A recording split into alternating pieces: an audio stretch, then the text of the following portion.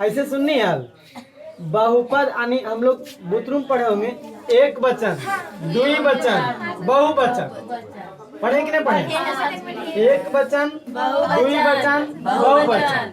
एक वचन में अकल ले, और दूगो में दूगो, बहुवचन में दूगो से ज्यादा, दूगो से ज्यादा उसको बहुवचन कर दी। तो यहाँ भी बहुपद है, मैथ में वचन नहीं पद, पद यानी कई पद है, तो बहुपद मतलब बहुत सारी पद है। एक पद न, दो पद न, तीन पद रह सकता है। दो पद में दुई पद कहलाएगा। यहाँ लिखल कुछ है बहुपद, तो बहुपद का मतलब बहुत सारी पद। इसका इंग्लिश पॉलिनोमियल्स, इसका भी 2 दिन खाली परिचय चलेगा, 2 दिन या 3 दिन इसका इंट्रोडक्शन, इसके बारे में सब चीज समझ लेंगे तब एक्सरसाइज कुछ नहीं। जब थ्योरी क्लियर तो एक्सरसाइज कोई दिक्कत नहीं होगा। पहले थ्योरी समझो। सबसे पहले हम इसमें वेरिएबल पढ़ेंगे यानी चर। चर किसको कहेंगे? वैसी संख्या जिसका मान हमेशा अब बदलेगा किसका? एग्जाम्पल देंगे तो A B C D E dot dot dot Z तक, अनंत तक, इसमें जेड तक होवे करता है। यानी देखो कैसे बदलेगा ए का मान।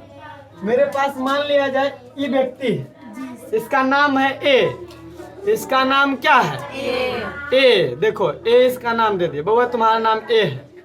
इसका मान बदलेगा कि नहीं? देखिए हम जब खरीदे इसको इंक को तो इसका वैल्यू कुछ और था, जब इसको हम इंक खाली कर देंगे इसका वैल्यू कुछ और हो जाएगा, नहीं हो जाएगा?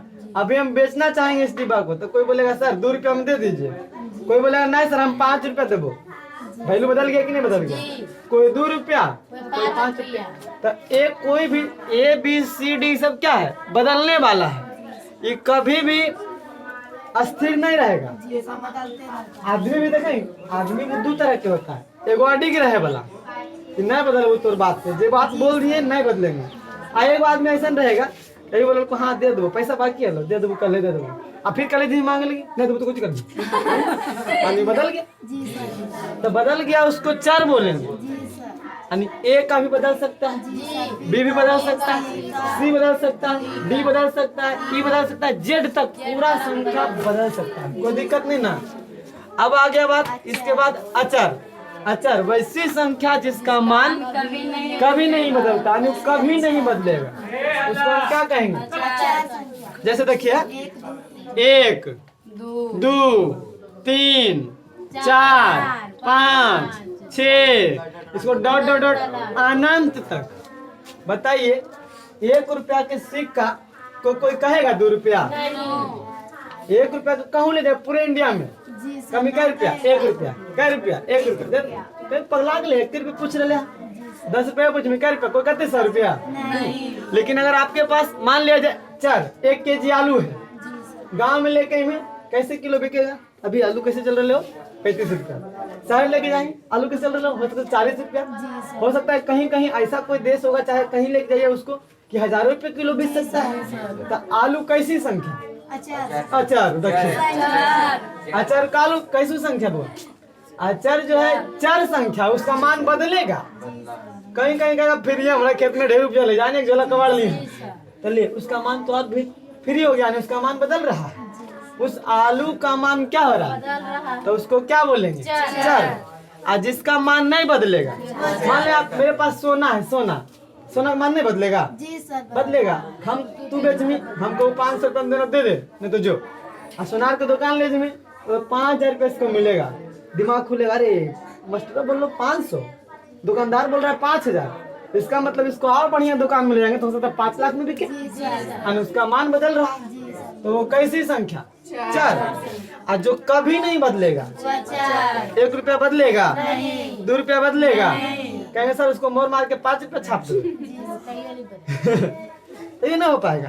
3 रुपया बदलेगा, तो ये सब कभी नहीं बदलेगा।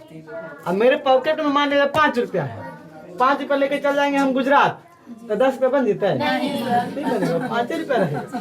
तो इसका मान बदलेगा नहीं। तो आप समझ में आ गया होगा चर किसको कहेंगे? चर दिक्कत हो कुछ कुछ दिक्कत है? कभी, अरे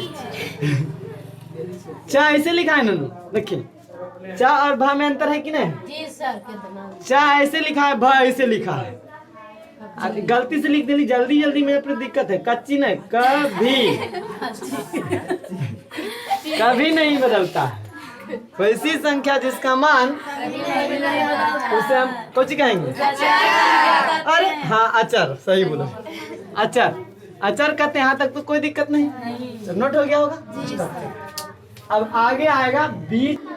अब इसमें क्या कहता है, इसके बाद यानी चर, पहले अचर फिर अचर, फिर आया बीजगणितीय पद। तो चर और अचर हम लोग सीख गए। तो इसी में आता है अलजेब्रिक टर्म, चर और अचर के मिलने से बने पद को बीजगणितीय पद कहते हैं। जैसे देखिए 2x, एकरा में चर कौन, एकरा में चर कौन, x, अचर कौन, 2। तो चर और अचर मिला दिए तो क्या बन गया, बीजगणितीय पद। ये क्या बन गया ननू? हाँ, इसको हम बोल सकते हैं बीज गणितीय पद। कुछ कुछ लिख दे रहे, सही लिख रहे हो? बीज गणितीय पद। देखो इसमें भी 3 क्या है, अचर, बाई क्या है, चर और अचर के मिलने से बीजगणितीय पद बन गया। 3 बाई क्या कहलाएगा, ये बीज गणितीय पद। यहाँ भी देखिए 4x, 2 बाई, चर अचर, अचर चर, क्या दिक्कत है, दोनों जुटले तो है, ये दोनों मिल गया। अचर और अचर जहाँ कहीं भी देख लेंगे चर और अचर। यहाँ देखिए ये अचर है, यहाँ चर है, यहाँ चर है, ये पूरा क्या है, बीजगणितीय पद। कोई दिक्कत नहीं ना, बीजगणितीय पद कोई दिक्कत नहीं। यानी कोई कह देगा कि अब 2x पूछे, किताब में देखिए लिखा रहता है इससे 8x plus 4y plus z, ये क्या है, बीजगणितीय पद है। कोई दिक्कत नहीं ना, बीजगणित। हाँ, अब यहाँ पूछे कई पदी वाला है, द्विपद है कि त्रिपद है कि बहुपद, उसके बारे में भी बताएंगे। अब इसके बारे में भी बताएंगे। फिलहाल देखिए बीजगणितीय पद, चर और अचर के मिलने से बने पद को बीजगणितीय पद कहते हैं। अब कोई पूछेगा बीजगणितीय पद किसे कहते हैं, क्या बोले, चर और अचर के मिलने से बने पद को बीजगणितीय पद कहते हैं। कोई दिक्कत नहीं। अब थोड़ा सा आते हैं पूर्ण संख्या पूर्णांक संख्या पे। 2-3 गो संख्या लिखा यानी होल नंबर, गप नहीं। पूर्ण संख्या यानी कि होल नंबर। जब शून्य को प्राकृत संख्या में मिला दिया जाता है तो उसे पूर्ण संख्या कहते हैं। अब कहेंगे सर प्राकृत संख्या कह रखा, ओ यहाँ प्राकृत संख्या लिखना भूल गए थे। जब शून्य को प्राकृत संख्या में मिला दिया जाता है तो उसे पूर्ण संख्या कहते हैं। जब शून्य को प्राकृत संख्या में मिला दिया जाता है तो उसे पूर्ण संख्या कहते हैं। अब कमी सर प्राकृत संख्या केकरा कहता है, तो प्राकृत संख्या देखो, गिनती की संख्या को प्राकृत संख्या कहते हैं। यानी गिनती कहाँ से शुरू होता है, 0 से। जब भी गिनती शुरू करते हैं तो 1 2 3 4 5 6 7 ऐसे करते हैं। यानी गिनती की संख्या 1 से लेकर अनंत तक, जहाँ तक गिनते जाइए अनंत तक। गिनती हो जाने के बाद इसी में अगर 0 आगे लगा दिया, मिला दिए 0, ये पूर्ण संख्या कहला जाएगा। कौन संख्या, बात समझ नहीं लो। यानी पूर्ण संख्या किसको, जब प्राकृत संख्या में शून्य, कुछ लिख दे रे, ओ हाँ, जब शून्य को प्राकृत संख्या में मिला दिया, हम ऐसे भी लिख सकते हैं कि जब प्राकृत संख्या में शून्य को मिला दिया जाता है तो पूर्ण संख्या कहते हैं। कोई दिक्कत नहीं होगा, समझ में लो बात। तो प्राकृत संख्या पता चल गया कि प्राकृत गिनती की संख्या को प्राकृत संख्या कहते हैं।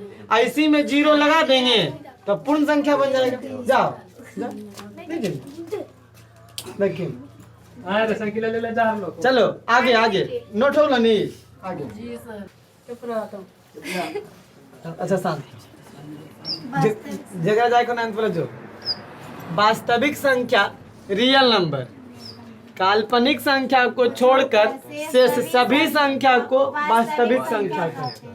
तो हमको खाली याद रखना है काल्पनिक संख्या कि काल्पनिक कैसन रहा है, ओकरा छोड़ दो, बाकी जितना संख्या आएगा कुछ सब वास्तविक संख्या रहेगा। तो काल्पनिक संख्या जब ऋणात्मक संख्या करनी के अंदर होती है तो उसे हम काल्पनिक संख्या कहते हैं। जैसे देखो करनी किसको कहते हैं, रूट, रूट ये करनी है, इसको इंग्लिश में बोलते हैं रूट, ROOT, रूट। रूट इसको हिंदी में बोलते हैं, इसका हिंदी होता है करनी, इसका हिंदी क्या होता है, करनी। तो इसके अंदर ऋणात्मक संख्या, ऋणात्मक मतलब माइनस वाला, जो माइनस में लगल है, जैसे -1 ऋणात्मक संख्या है, ऐसे कॉमा ऐसे भी दे सकते हैं, -5 ऋणात्मक संख्या है, ऐसे भी दे सकते हैं, -6 ये सब ऋणात्मक संख्या, डॉट डॉट डॉट ढेर से नहीं दे सकते हैं, यानी ये सब संख्या को काल्पनिक संख्या बोलेंगे। तब बता एकरा छोड़ के अब जितना संख्या लिखेंगे सब वास्तविक संख्या रहेगा। मान लेते हैं 1 लिख दिए वास्तविक संख्या, -5 लिख दिए वास्तविक की काल्पनिक, काल्पनिक बोले वास्तविक, काल्पनिक के कर अंदर रहेगा, वास्तविक संख्या है, कॉमा। तब काल्पनिक कब रहेगा, जब इस रूट के अंदर रहेगा तब। जब ऋणात्मक संख्या करनी के अंदर होती है तो उसे काल्पनिक संख्या कहते हैं। अगर मान लिया ऐसे लिख देंगे 2/5 कौची है, वास्तविक संख्या है। अगर हम ऐसे लिख दिए -6 तो ये कौची है, बुढ़वाक, वास्तविक है, माइनस बाहर है जबकि अंदर रहना चाहिए। देखिए देखिए देखिए, यही सब कुछ सिर्फ काल्पनिक संख्या के छोड़ के जितना भी संख्या आएगा सब वास्तविक। बोल देंगे बताओ 0 कौन संख्या, वास्तविक संख्या। बताओ ऐसे बोलेंगे √3/√-√2 कौची ये वास्तविक संख्या, कैसू लिख दीजिए। अब सिर्फ ध्यान रहे कि काल्पनिक संख्या करनी के अंदर माइनस होता है और काल्पनिक संख्या का क्लास 10 तक में कोई सॉल्यूशन नहीं है। ये जब ऐसा आ जाएगा तो हम कह देंगे वो 10th में इसमें कोई सिलेबस नहीं है, इसका सॉल्यूशन नहीं होगा। लेकिन इंटर में पढ़िएगा इसका सॉल्यूशन होता है, यानी इसको हम बना सकते हैं इसका आंसर।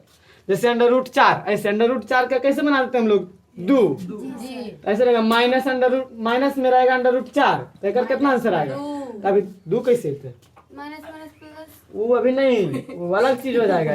इसका सिलेबस आपको इंटर में पढ़ना है, इसलिए अभी इस पे ध्यान नहीं, लंबा जाएगा, थोड़ा सा फॉर्मूला पे बनेगा। ऐसे आप कर दे दो डायरेक्ट। तो सिंपल सी बात याद रखिए कि काल्पनिक संख्या का 10वां में कोई सॉल्यूशन नहीं, उसका लाइलाज बीमारी कैंसर है, जहाँ ये दिख जाए समझिए चोटा ही कैंसर है, इसका कोई सॉल्यूशन नहीं कर सकते इसको कितना सुइया भोंकिएगा ये ठीक होगा, नहीं ठीक होगा। हाँ ये सब ठीक हो जाएगा क्योंकि सब का हम इंजेक्शन जान चुके हैं, कौन इंजेक्शन कहाँ लगेगा पता है। तो काल्पनिक संख्या को 10वां में पढ़ना नहीं है। काल्पनिक संख्या समझ में आ गया, वास्तविक समझ में आ गया। तो काल्पनिक संख्या को छोड़कर से सभी संख्या क्या है, वास्तविक संख्या, कोई दिक्कत नहीं। अब आगे आते हैं बहुपद। अब चैप्टर में आते हैं बहुपद।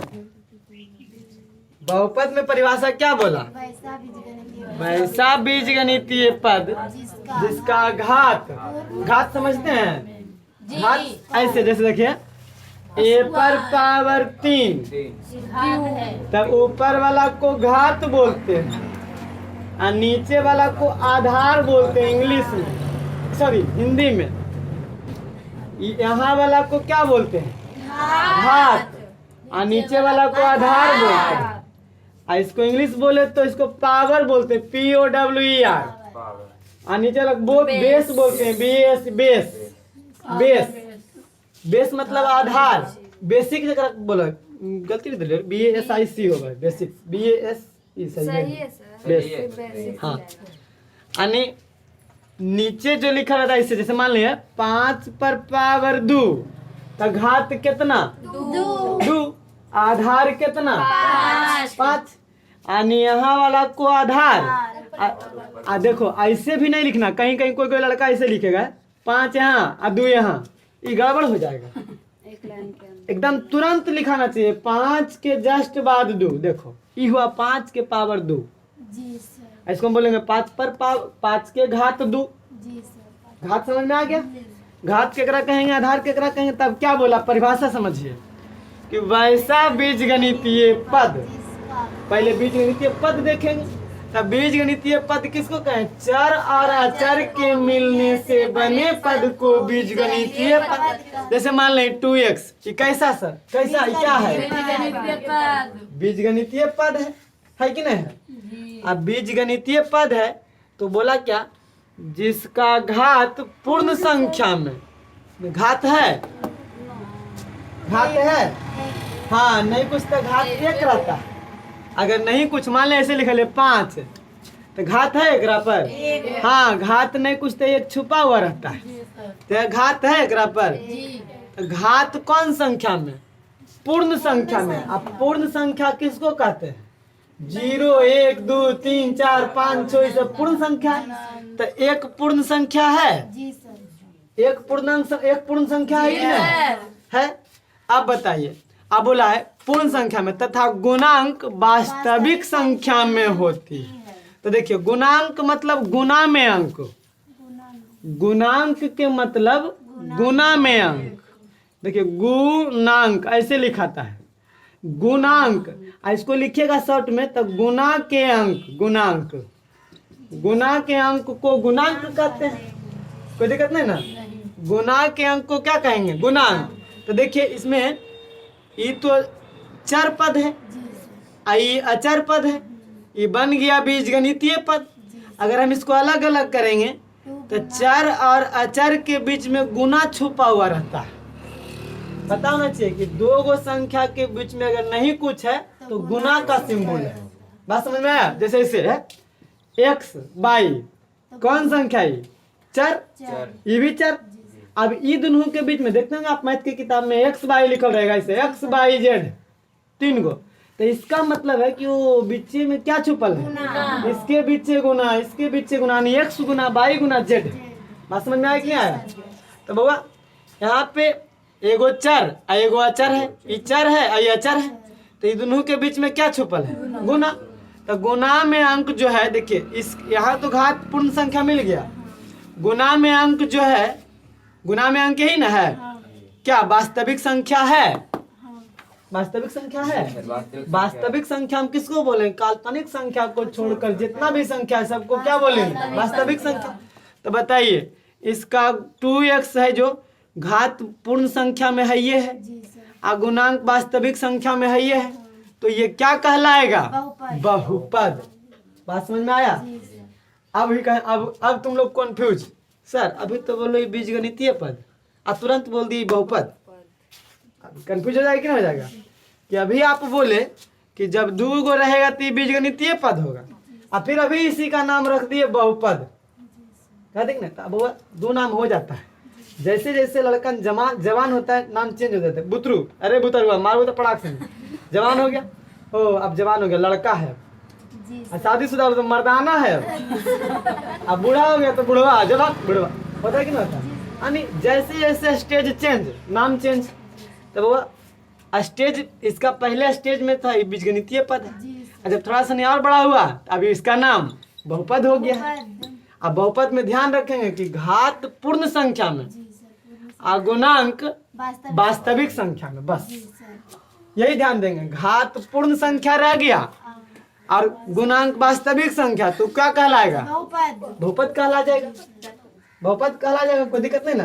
जैसे मान लें ऐसे देखिए एक्स स्क्वायर अभी बहुपद है नहीं, बहुपद है। अब देखो बस समझना है, अगर हम पूछ दिए बहुपद है कि नहीं, परिभाषा पढ़िए। वैसा बीजगणितीय पद जिसका घात पूर्ण संख्या में, घात तो यही है, घात पूर्ण संख्या तो है ये है, और गुणांक वास्तविक संख्या में होना चाहिए। गुना में कौन अंक है, नहीं कुछ तो एक रहता है, वास्तविक संख्या है, एक वास्तविक संख्या नहीं है, तो गुणांक वास्तविक संख्या है ये है, घात पूर्ण संख्या है ये है, तो बहुपद नहीं है, बहुपद है। बात समझ में आया कि नहीं आया। अच्छा अगर हम ऐसा बोलते, देखो x पे पावर -2, सबसे पहले घात देखेंगे, घात पूर्ण संख्या में है, जी सर पूर्ण संख्या भी लिखा है, इसीलिए लिखा है कि कंफ्यूज नहीं होना है। कि 0 से लेके 1 2 3 लिखाए हैं कि -2 रहेगा पूर्ण संख्या? लिखाए हैं? नहीं। पूर्ण संख्या कहाँ से शुरू होता है? 0 से। 0 1 2 3 4 5 6 7 8 अनंत तक। क्या लिखाए हैं? -1 भी? नहीं। -1 पूर्णांक होता है, जी सर। पूर्ण नहीं। वो घाते यहाँ हो गया पूर्णांक, पूर्ण संख्या नहीं है घात। ये बहुपद है? नहीं। बहुपद है? जब घाते पकड़ लिए तो गुणांक हमको देखे से कोई मतलब है? और गुणांक हमेशा वास्तविक संख्या में रहेगा, घात सिर्फ देख लेना है। गुणांक जब भी रहेगा वो वास्तविक संख्या में रहेगा, काल्पनिक कहीं ऐसे देखे हैं? कहीं ऐसे नहीं रहेगा। -2 पावर 2 तो आप कहेंगे सर आई ये तो है ही ऐसे, तब वो ऐसा बहुपद होने के लिए सबसे पहले बीजगणितीय पद होना चाहिए। पावर 2 ऐसे रहेगा तो देख लेंगे वो घात पूर्ण संख्या में है लेकिन गुणांक जो है काल्पनिक संख्या में। ये बहुपद होगा? नहीं। बहुपद नहीं होगा। अब बहुपद पहचान ले भी? जी सर। बहुपद पहचानने का आसान तरीका यही है कि घात पूर्ण संख्या और गुणांक वास्तविक, इसीलिए परिभाषा लिखा है। परिभाषा इसीलिए लिखा है, बहुपद क्या कहेंगे? वैसा बीजगणितीय पद जिसका घात पूर्ण संख्या तथा गुणांक वास्तविक संख्या में हो, उसे हम क्या कहेंगे? बहुपद। कोई दिक्कत? नहीं। अब हम पूछते हैं एक कि दूगो पूछते हैं, बता दे।